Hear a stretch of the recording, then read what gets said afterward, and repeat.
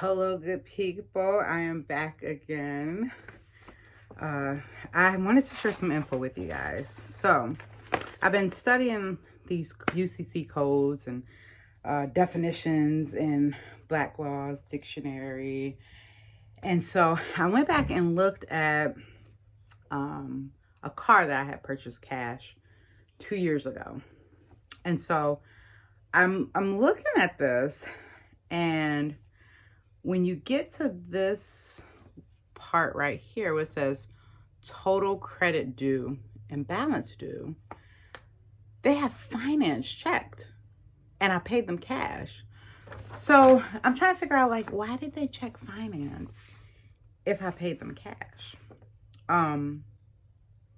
So it's just interesting. So, I'm studying law and I'm like, okay, would this be labeled under fraud technically? Because I didn't finance through you guys at all. I didn't put no money down. I didn't do any of that. I paid straight cash for it. And so I know when it comes to fraud, there's no statute of limitation on that. But it's a lot of errors on here. Even the numbers aren't adding up correctly. And I know this is like 2 years later, but just researching and reading all this new information is making me go back and look at things and to see that every word essentially means something, and it's something of importance, and it may not mean what we think it means until we go research the definitions, until we go look at UCC codes, and those sorts of things. And I think that, I know that a lot of this information is in our faces, but we don't know. You know what I'm saying? It's like, someone tells you, the cup's right there, grab it. It's in your face. And you're looking everywhere for the cup and you still can't find it. And then eventually it's like, it's right there. But if no one tells you to look for a cup, then you don't know to look for that cup, essentially. I don't know if you guys understand that, but but that's kind of like what this information is. But I'm just finding a lot of interesting things, even when it comes to mortgages. If you all have mortgages or anything like that, like, you got to go back, guys. Look at your contracts. Look at what they're saying, what the language is, what the words mean. And you'll see that there's some things that aren't making sense and adding up, and it's a reason for that, and it's our jobs as consumers to go and research this information. And I just want to shout out Umar, who has helped me this far along the journey of researching and studying,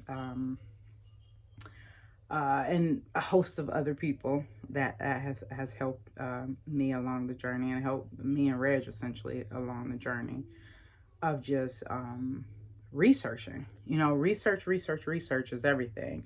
I shot a video a few months back.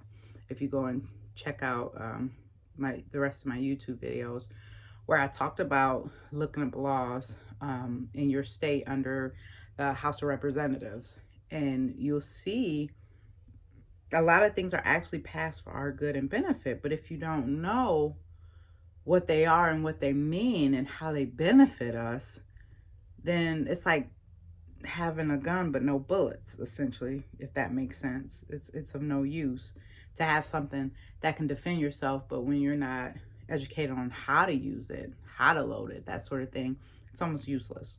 So I think it's essential that we study, that we go and we research things, that we go and we get understanding on things. But I'm a forever learner, I'll be learning till I die, and essentially we all should be doing that.